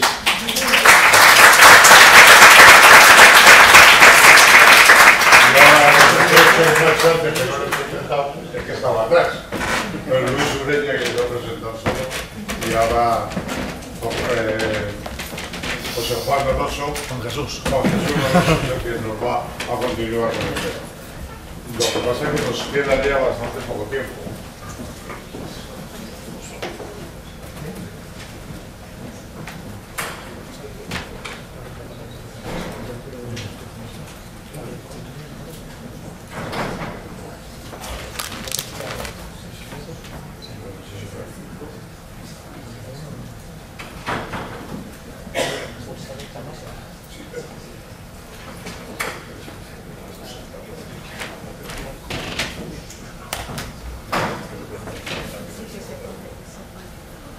Bueno, buenas tardes. La verdad es que es un placer estar aquí, pero todo un reto. Último, 6 de la tarde, me queda media hora. Magia no sé si hay. Y además, dice, bueno, háblale de la memoria, de actividad. Y no sé si va a hablar de eso, seguramente sí, o de más cosas. Con lo cual, bueno, pues me vais a tener que aguantar un ratito, pero que poco, que sea sufrible. Y bueno, os quería contar unas cosas, pero antes una introducción, porque no me resisto siempre que hablo de entidades a que no sabemos lo que somos. Sabemos lo que no somos, pero ¿sabemos lo que somos? Somos no gubernamentales, somos no lucrativas. Los americanos nos dicen que somos non-profit. Y ya puesto esto, yo diría, oye, pues me quedo con el americano, por aquello de, oye, por lo menos saben que no hay beneficio desde el punto de vista de repartirlo. Pero mira que el resto define algo de lo que hacemos. Yo no lo sé. Y además, si a esto le mezclo, pues que siempre se nos tacha de que eres no lucrativo, y lo miras en el diccionario, el de la academia, y dice que produce utilidad o ganancia. Dice, yo llevo 20 y tantos años trabajando en una cosa que no produce ni utilidad ni ganancia. Y encima es para nuestros beneficiarios. Digo, la madre que me parió, no sabía yo que estaba ahí, perdón. Bueno, esto quizás es una entrada, simplemente, de que estamos en algo que nos hemos dejado definir por el resto, que nos han definido como lo que no somos, y que claramente sí que somos un sector que trabajamos en pro de la sociedad y que tendríamos que ser capaces de expresar el valor social de lo que hacemos. Y esto es lo que nos diferencia claramente del resto. Evidentemente, dicho esto, bueno, pues la contabilidad tiene que tener otro objetivo. Y dentro de la memoria, bueno, pues con las cuentas anuales, debería tener otro objetivo, y es lo que vamos a ver. Evidentemente no debe servir para obtener un resultado, ya no lo hemos visto durante la mañana, ni mucho menos. Pero sí que debe servir para expresar el grado de las promesas que hago, y que hago a mis usuarios, y que hago a la sociedad. Para eso sí que debe ser. Y por tanto, ser capaz de contar lo que he hecho y lo que no he hecho. Y lo que no he hecho, ¿por qué no lo he hecho? Es decir, los logros, las variaciones, las desviaciones en las actividades que emprendemos. Porque además eso de no tener ánimo de lucro, bueno, pues nos lleva a otra lógica. Esto ya lo sabéis, os lo voy a contar, pero es de perogrullo. A ver, las empresas lo que hacen es que gastan con el ánimo de recuperar vía ingresos aquello que han gastado y mucho más. Pero nosotros no. Nosotros lo que hacemos es que tenemos unos determinados ingresos o un fondo social y nosotros ejecutamos. Luego, ¿cómo intervenimos económicamente? Con unos presupuestos que deben ser más o menos equilibrados, por lo menos a lo largo del tiempo, y que, por supuesto, si no lo son, al final desaparecerá, y que además contienen qué es lo que vamos a hacer de cara a la sociedad. Por tanto, aquí lo primero es, tenemos unos ingresos, lo vamos a obtener, hacemos un presupuesto, el beneficio no me sirve para nada más que para saber si tengo que morir, de qué voy a morir, pero no de eso. Los agentes económicos están descorrelacionados en la mayoría de las ocasiones, es decir, quien aporta o lo hace bajo precio sombra o no aporta la totalidad, es decir, no aporta la totalidad de lo que cuesta la prestación, o directamente lo aporta a título gratuito, nuestros socios en la institución. Por tanto, la correlación entre ingresos y gastos no existe. Y lo que sí es importante es que a nosotros nos perciben por lo que hacemos. ¿Qué es lo que hacemos? ¿Cómo lo hacemos? Y el cambio social que, evidentemente, introdujimos y apostamos, porque es uno de los objetivos, aunque no escritos, perseguimos toda institución sin ánimo de lucro. Por tanto, la eficacia de qué va a depender de que hagamos lo que tenemos que hacer. Y eso está puesto, si somos una fundación, pues ya sabemos dónde, una asociación igual, nuestros objetivos, de por qué existe esa entidad. Evidentemente lo tenemos que hacer con economía del gasto. Si sumamos las dos primeras, eso se llama eficiencia. ¿Para qué? Para llegar al mayor número de beneficiarios. ¿Y esto cómo se hace? Pues no simplemente en una cuenta de resultados, sino, antes lo contaba Luis, con el conjunto de fondos que tiene la institución, y que esas variaciones patrimoniales nos van a permitir hacer esa actividad, y por supuesto de esa actividad tendremos que rendir cuentas.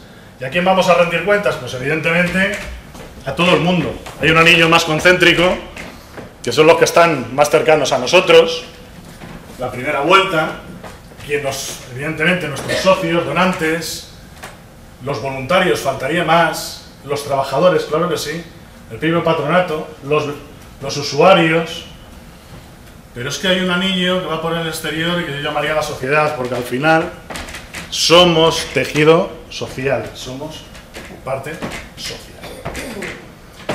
Hasta aquí no os he dicho nada de lo que ponía en el... ¿O sí? Lo que ponía en el programa. O a lo mejor sí.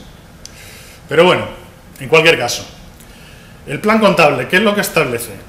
Pues que tenemos la obligación, y esto tiene que ver por cómo somos, qué somos, no solo de contar un resultado, sino de hacer una descripción de nuestras actividades con una parte más narrativa, no solo contabilidad, no solo número, una parte más cualitativa y evidentemente con números, por supuesto, facilitando una información complementaria. Pero es que antes, todos, no me digáis que no hacéis una memoria de actividades. Sí, seguro.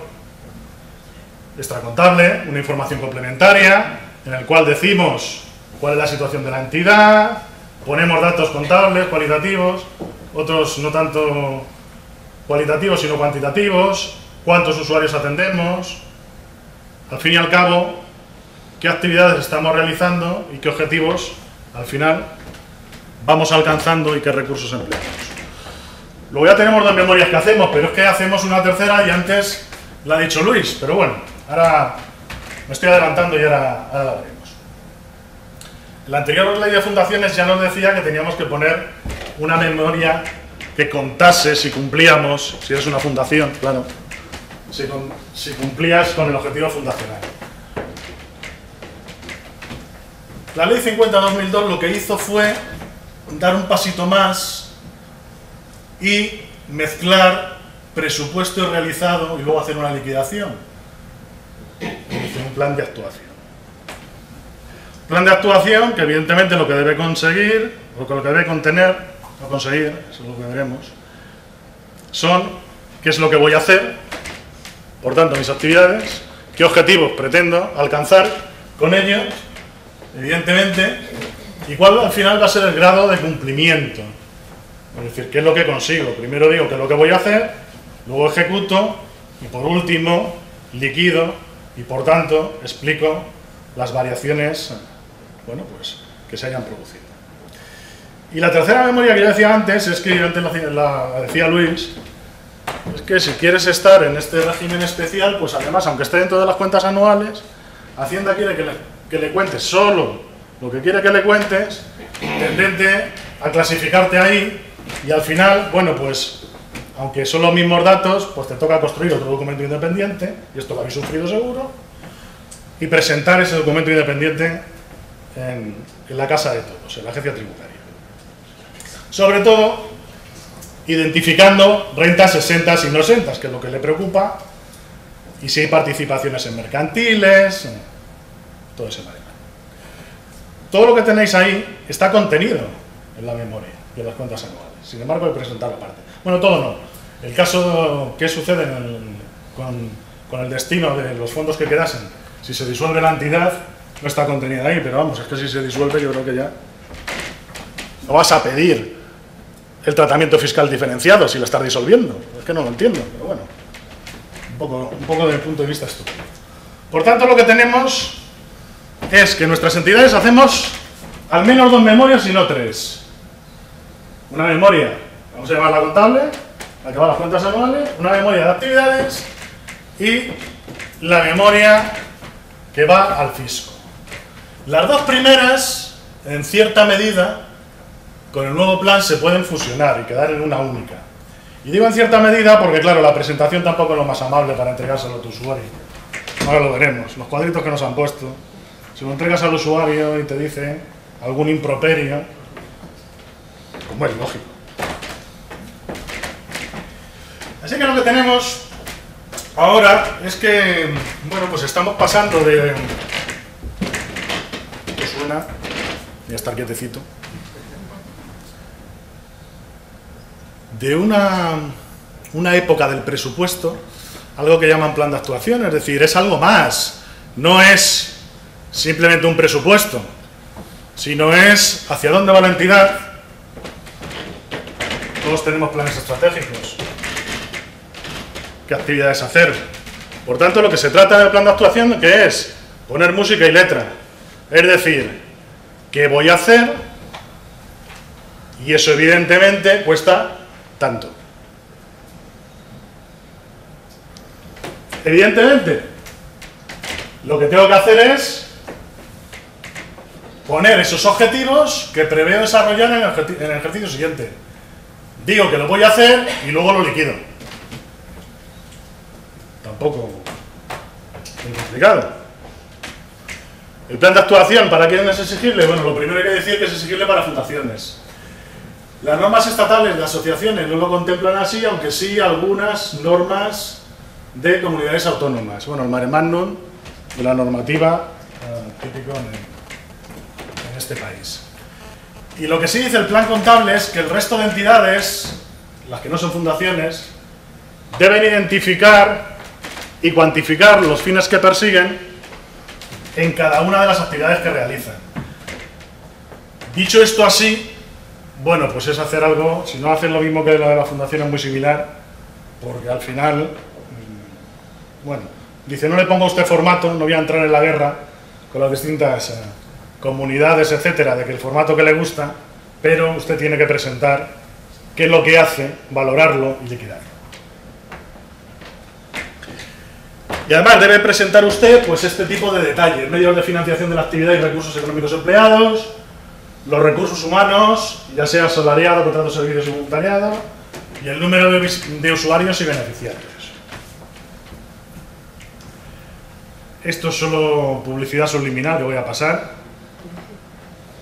Por tanto, somos una fundación que tenemos que hacer pues una previsión de actividades para el siguiente periodo, en el que recoja objetivos y actividades que vaya a realizar, claro, como es lógico. Y lo debe aprobar el patronato y antes de empezar el año, claro, porque si no, no tendría gracia. Si pongo el presupuesto después de cerrar el año, seguro que acierto. No un poco torpe soy, pero bueno. Incluyendo, que lo debo incluir, pues los objetivos, las actividades que se prevean desarrollar en ese ejercicio. Bueno, paso y voy rápido. Por tanto, ¿qué contiene?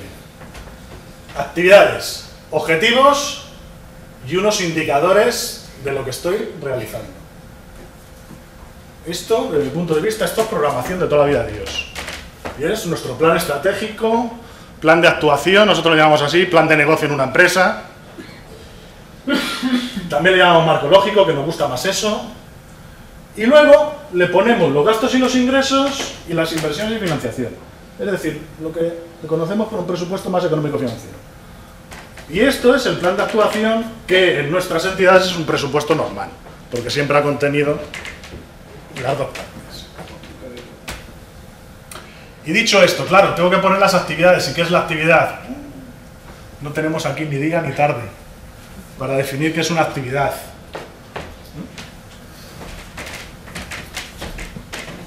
Si Luis tuviera que rendir sobre todas las actividades, o Cruz Roja Española, sobre todas las actividades, haríamos algo que no serviría para nada. 7 guías de teléfono de las actividades que hacemos y nadie sabría de verdad qué es lo que hacemos. Yo ahí pongo que actividades, cualquier servicio entrega al usuario, desde ese punto de vista, cualquier cosa. Evidentemente, lo que sí tenemos es nuestras actividades agrupadas, normalmente en proyectos, y que además esos proyectos son líneas tendentes a cumplir con nuestro plan estratégico y por tanto con nuestros fines estatutarios. Sobre eso es lo que tendremos que rendir cuentas. Al fin y al cabo aplicar la lógica, tampoco volvernos locos. No volvernos locos. Y entrando en materia, ¿qué es lo que dice el plan que debo hacer? Pues algo muy sencillo. Decir qué es lo que hago, tantas como actividades tenga. El concepto de actividad que tomábamos antes. Aquellas líneas que hace nuestra entidad. Denominación. Yo lo de mercantil no quiero entrar en ese debate, pero yo no sé qué pinta esto aquí. Está en el plan, pero es una rata del legislador. Porque si alguien hace actividad mercantil, nos iríamos al absurdo. Si es mercantil, es que se reparte beneficio y es que hay dueño que se pueda apropiar de él, pero no hemos quedado que una entidad sin fines de lucro no tiene dueño y no hay beneficio. Bueno, voy a dejarlo para otro día que nos veamos. Identificación de la actividad por sectores, hay una clasificación que no he traído, y lugar de desarrollo, el Estado, pues estatal. Descripción detallada de la actividad prevista. Bueno, detallada, muy detallada, tampoco hace falta poner aquí las comas y los puntos. Llegó el usuario a las 8 de la mañana, a las 8 y 5 medido, no. Importante, recursos humanos. Y aquí es tanto si está contratado, tanto si es un arrendamiento de servicios, como si son nuestros voluntarios, nuestras voluntarias. Muchas veces se nos olvida esta parte, no sé por qué, esto de contar al voluntario... Y también hay que incluir de todos ellos el número de horas al año previsto. Luego los usuarios, distinguiendo si son personas físicas o jurídicas. Y por último, algo que deja el plan en nuestras manos y que aquí evidentemente es donde demostramos que sabemos hacer de lo nuestro. Los objetivos e indicadores que pretendemos alcanzar con esa actividad que desarrollamos. Yo sé que muchos de vosotros, bueno, seguro que os suena esto del marco lógico. Lo voy a contar. Es una herramienta que utilizamos en nuestro sector. Que al final, bueno, pues lo he traído aquí que viene a colación. ¿Por qué? Porque nuestro objetivo, partimos de un objetivo general, identificamos específicos y esperamos alcanzar un resultado. Todas las actividades que sean necesarias, pues es lo que tenemos que introducir. Evidentemente, si vamos a hacer un indicador, tendrá que ser algo que se pueda medir. Y cuando digo medir, es que sea cuantificable. No sé si de la manera objetiva o subjetiva, pero cuantificable. Porque si no, luego no podemos dar, evidentemente, cuenta de lo que hemos hecho. Por tanto, debe ser un medible y objetivo. ¿De acuerdo?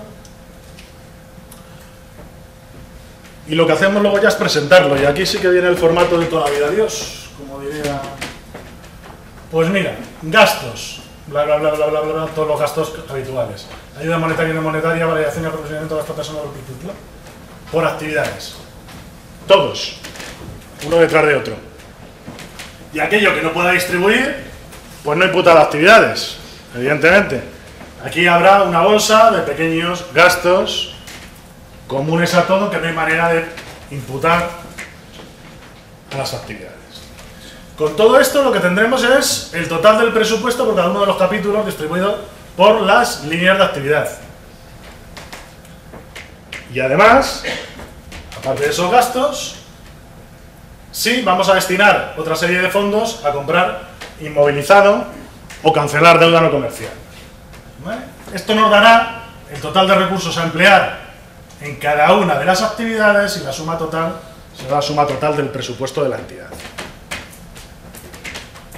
Me podéis parar cuando queráis,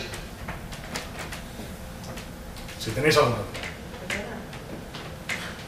En el punto de actividades, ¿tú incluirías todo el importe de lo que ya hay en áreas transversales, es decir, administración, recursos humanos, comunicación, o eso lo distribuirías directamente en los proyectos?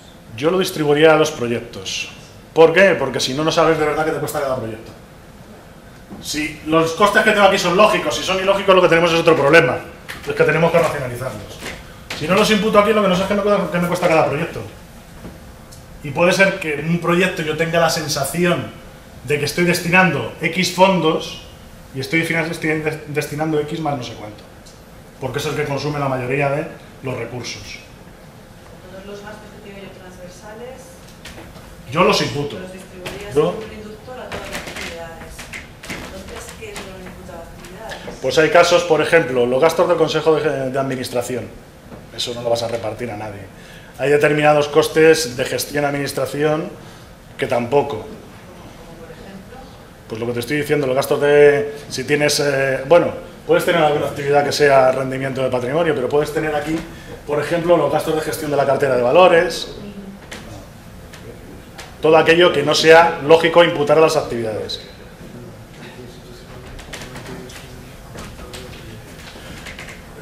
Y la previsión de los recursos económicos a obtener, antes hemos visto los gastos distribuidos por actividades. Los ingresos todos en pelotón. A ver, esto para gestionar no sirve, pero dicho así, también es un indicativo de lo que decíamos antes de descorrelacionar ingreso y gasto. Normalmente el ingreso no suele venir por... Cuanto más gaste no suele tener más ingresos, sino justo puede suceder lo contrario. Y luego otra serie de recursos que no sean ya de los típicos de ingresos que pueda obtener la entidad. Pues si me puedo endeudar, voy a obtener recursos y otras obligaciones financieras. Al final esos recursos va a ser financiación para lo que tengo que hacer. Bueno, ¿cómo se presenta? Esto es simplemente la formalidad. Y la formalidad que siempre nos la devuelve nuestros queridos receptores. ¿Por qué? Porque que firmen todos los patronos asistentes siempre hay alguno que se lo olvida.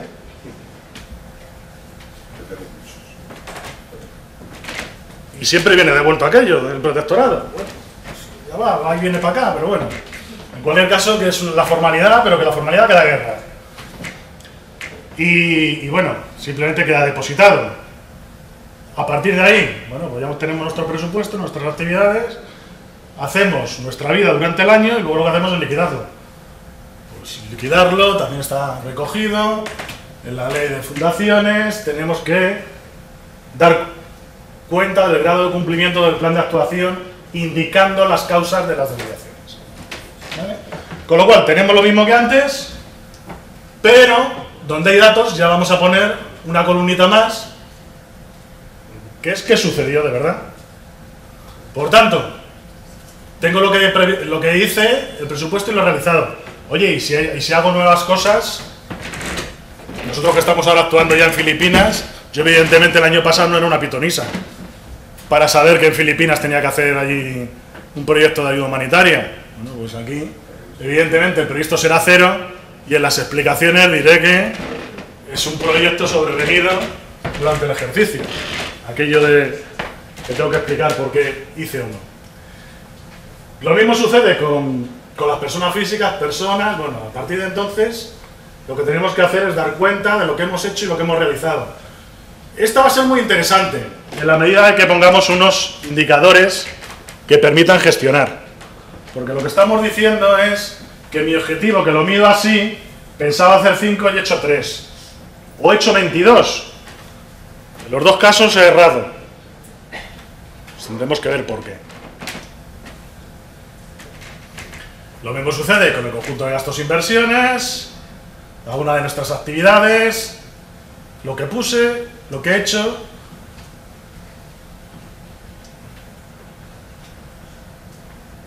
Nada, siempre liquidando igual. Bueno. ¿Y qué debo incluir además? Una relación de convenios suscritos con otras entidades. Y una cosa muy curiosa que dice que si produce corriente de bienes o servicios. Hombre, yo firmar un convenio entre dos entidades que no produzca nada de corriente de bienes o servicios, a lo mejor uno marco, pero que sean solo intenciones de vamos a ser todos buenos, como no sea eso, vamos a ser todos buenos y felices. Porque si no, si alguien dice que pone algo y alguien dice que pone algo para un fin común, digo yo que producirá corriente de bienes o servicios, con lo cual, como no sea uno marco, no lo entiendo. Y lo que decíamos antes, hay que explicar la desviación. Las notas de la memoria, las que toquen, del previsto y el realizado. Hasta ahí el plan de actuación. El cuadro de destino de rentas, que es otro de los requisitos, y no sé cómo voy de horario. porque debo ir mal porque empezó mal, o sea que...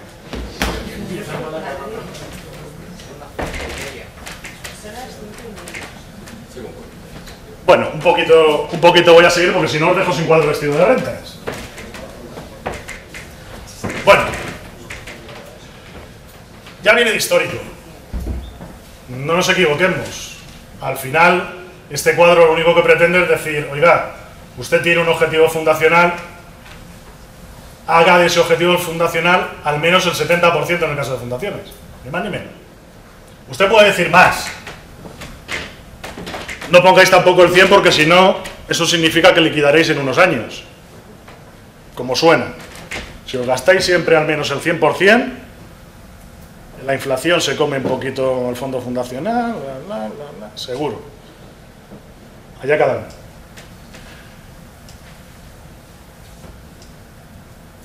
Bueno. ¿Qué es lo que debo calcular? Bueno, pues debo destinar el 70% de un cálculo que tengo que hacer. Ahora veremos. Vamos a tomar la contabilidad de acuerdo al plan contable. Por tanto, el principio es de devengo y surgen una serie de ingresos no computables y una serie de gastos no deducibles. ¿Qué no tengo que incluir como ingresos? Pues las aportaciones de los fundadores, porque no son ingresos, o la venta de bienes o derechos de los mismos, que fueran parte del patrimonio. Y en el caso de que venda un inmueble en el cual está haciendo las operaciones habituales de la entidad, si lo reinvierto, el importe que obtenga, pues tampoco. Esto no lo tendré que tomar, en el caso de que se produzca, como ingreso. ¿Y como gastos que tengo que ajustar? Pues los gastos de la actividad propia. Aquí hay que decir que, claro, aquí ya vais a tomar muchas veces, como le decía Don Quijote a Sancho, con la iglesia, porque normalmente el protectorado empieza a entender que son gastos directamente relacionados o que no. Que no sé si lo entiende o no lo entiende. Pero bueno, pues empiezan a ajustarse determinados gastos y esto es la relación, como la vida es mucho más rica que lo que podamos contar aquí, pues la relación entre personas. En cualquier caso, esos gastos de actividad hay que quitarlos, incluidos las dotaciones a la amortización y las pérdidas por deterioro. Y los gastos comunes a todas esas actividades en la proporción que corresponda. Y ahora lo veremos con un ejemplo. Por tanto, lo que tenemos es un resultado de la cuenta de 129, unos ajustes negativos, otros positivos, la base de cálculo, pues sumo todo eso, le aplico lo que diga nuestro patronato, 70 al menos, y eso es lo que debo destinar todos los años a rentas. En un cuadrito más o menos como este. Tengo mi resultado contable, los ajustes negativos, los ajustes positivos, me va a dar la base de cálculo, la renta a destinar, 70, peseta y media la sardina y media, ¿cuánto vale una sardina? Pues, la unidad, pues igual, 70% sobre esto. ¿Qué es lo que he hecho? Comparo el porcentaje lo que toque y ahora veremos el cuadro de aplicación cómo se cumplimenta, porque tampoco es que tenga mucho secreto, pero sí que da claro. Como siempre me ponen normalmente el primer apellido, seguro que he acertado, ¿ves?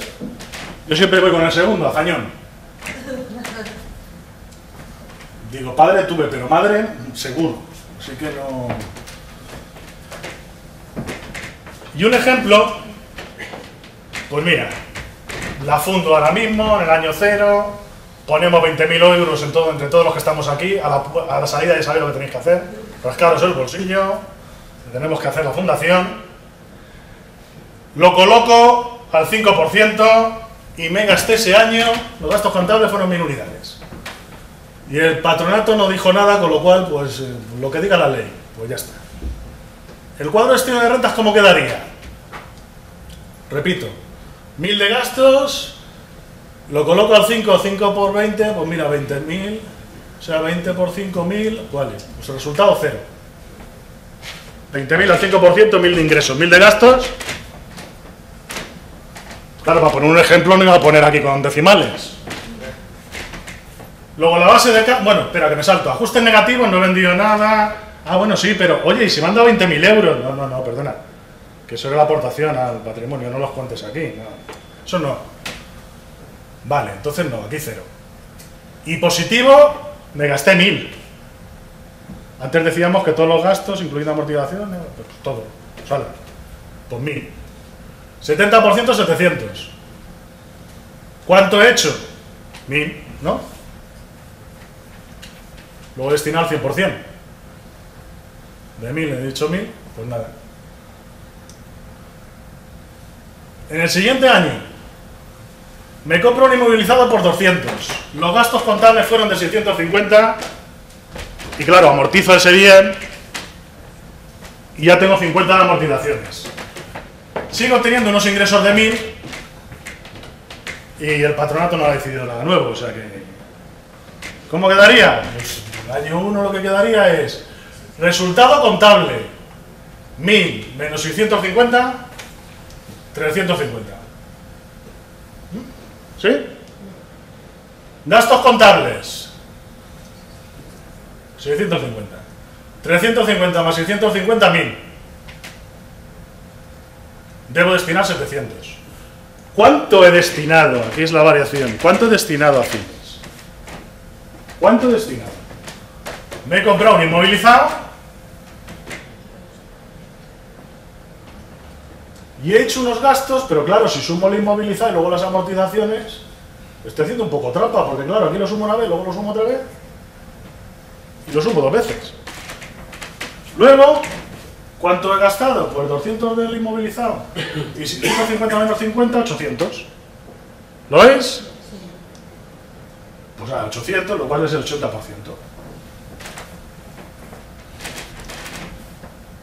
Me voy a saltar algún ejemplo, me voy al último año. Gastos contables de 1.500 unidades. Cuidado que ya hace actividad propia y mercantil. Total de gastos 1.500. Gastos en la actividad propia 1.000, que incluye los 50 de amortización. Gastos comunes 90. Ingresos de 1.500. ¿Cómo quedaría la tablita este año? Ingresos menos gastos, 0, al cociente y bajo la cifra siguiente. Vale, pero ajustes positivos...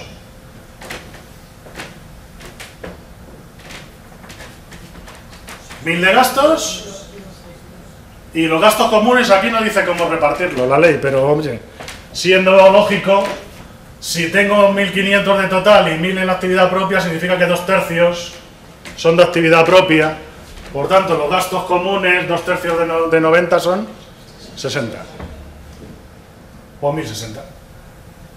0 más 1.060, 1.060, por el 70, 742. Ahora, ¿cuánto he destinado? Pues claro, las amortizaciones ya decíamos que no, que si las sumo cuando invierto no voy a sumar después. Luego estos son 950 más 60, 1.010. Bueno, por aquí hay más ejemplos de cuando no llega el excedente para cubrirlo, pero no hay tiempo. En cualquier caso, como ya antes os han comentado, como tendréis el ejemplo, pues lo podréis ver.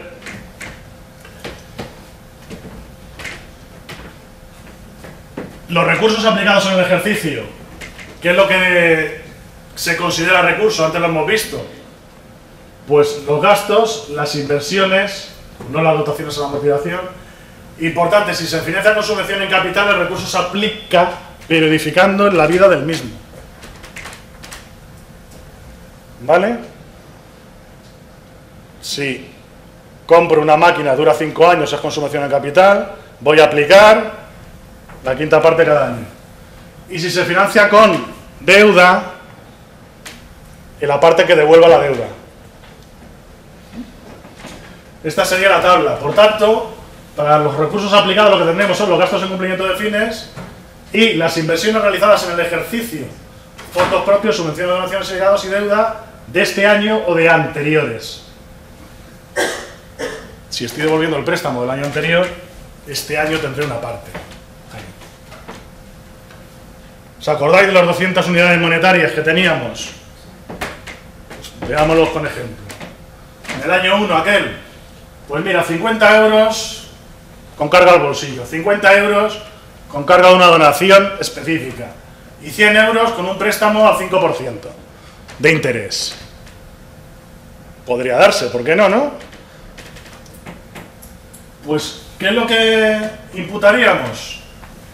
Evidentemente los fondos propios en el año que se produce, esos 50, con carga de una donación de inmovilizado, antes teníamos que se amortizaba, o sea, se amortizaba 5 años, 10, y 100 euros al 5%, pues os cogí la tablita y el primer año se amortiza el capital 31,72.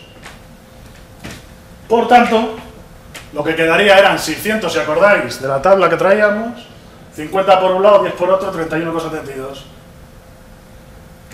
Esa sería la aplicación del año. Y voy terminando, ya solo nos quedan otros 2 cuadritos más de gastos de administración y de los límites. Aquellos ocasionados por la administración de bienes y derechos. Aquellos también destinados a resarcir a los patronos. Están limitados 5% de los fondos propios o 20% de la base de cálculo de la renta a destinar. La renta antes que hemos visto, porque en el cuadrito lo dice de una manera muy mona, el artículo 27 de la ley no sé cuántos, esto yo no sé si lo hacen aposta para enredarte, porque claro, en vez de poner directamente la base de cálculo, te ponen para que te vayas a la ley y te entretengas. Pero bueno, en cualquier caso, los gastos de administración, tenemos que poner la cuenta, bueno, dar más información, un detalle, y aquí simplemente pues poner los importes para que el importe total veamos que no supera ese más I. ¿Qué se entiende por gasto de administración? ¿Gastos de personal administrativo? No, si están en el proyecto no.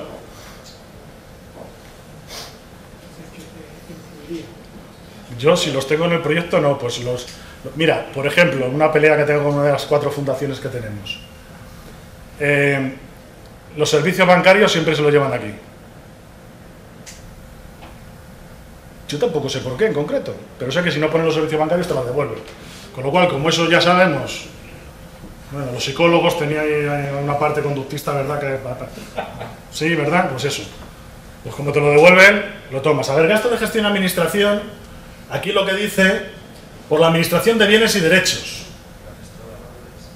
La gestora de valores, que decíamos antes. Si tienes una parte que, bueno, pues que no se dedique expresamente a actividad, sino una secretaria para el Consejo de Administración, bla, bla, bla, bla, no sé. ¿Auditoría también sería?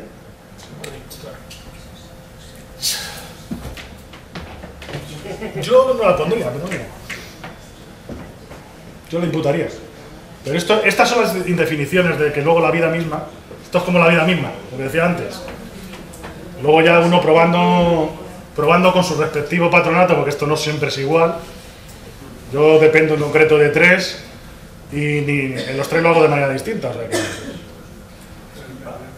Mira, yo te digo un poco por mi experiencia, la verdad es que es difícil, pero yo soy partidario, efectivamente como tú, de decir, los gastos de administración que van a proyectos o que tienen que ver con proyectos son de proyectos. Si tengo actividad mercantil, también puede tener gastos de administración y van a una actividad mercantil. Y yo entiendo, o es la impresión que yo tengo, es que esto viene de una nación de las fundaciones pensando en una fundación de hace mucho tiempo, siglos, ¿no? Que lo que había era un patrimonio que se adscribía a un fin, pero ahora muchas fundaciones no tienen eso, sino que viven de ingresos que reciben y los gastan. Entonces, yo lo que he dicho antes una persona, es decir, a lo mejor si tengo un patrimonio que está gestionándose, que tengo que tener un gestor para que gestione ese patrimonio, es lo que entendería por gastos de administración. Pero si no, solamente lo que se hará es hacia los patronos, ¿no? Totalmente de acuerdo, yo esa es la interpretación que siempre hago, pero como vuelvo a repetir, yo muy divertido porque además te piden todas las cuentas y muchas veces te sorprendes porque una cuenta me la da la interpretación de que no, esta me la tienes que ajustar. Digo, ya no, pero es que ya ha pasado auditoría y el editor me ha dicho que estaba bien. Dice, no, pero si yo me la ajustas, no, pero si es que son 300 euros de 3 millones. Es que... Pues si no, no te la registro. Bueno, la vida misma. Yo recuerdo hace unos años haber visto un protectorado que decía que eran los gastos generales. Y claro, te puedes encontrar con fundaciones que dicen, no, es que todos mis gastos son generales. Por lo que me dedico a gestionar, por ejemplo, las de cooperación. Te dedicas a gestionar la actividad fuera. Entonces, lo que hago es mandar fondos, contabilizarlos, controlarlos, eso que son gastos generales de administración. Esta propia fundación, si solo tuviera este edificio, como para emplear, todos serían gastos generales, no haría nada. Porque sería luz, agua, mantenimiento. Bueno, la vida que es mucho más rica que todo esto. Yo mi consejo es que lo imputéis, entre otras cosas porque para gestionar viene muy bien, porque si no, no sabe uno lo que le cuesta la verdad las cosas. Y no es por tener un resultado, sino porque el patronato lo que tiene que tener claro es que tiene unos fondos y tiene que ser capaz de priorizar hasta esos fondos. Debe saber qué cuesta las cosas, porque si no, hará otra cosa por aproximación, pero si no, difícil. Y bueno, esto es lo que os quería contar. A vuestra disposición. Muchas gracias. Ahí tenéis mis email, tanto particular como el de la institución en la que estoy, de Cruz Roja. Y podéis escribir cuando queráis. Yo procuro contestar, ¿eh? No iba a hacer la broma de aquella, yo no contestaré, pero bueno. Eso ya es de ser descortés. ¿Preguntas que tengáis?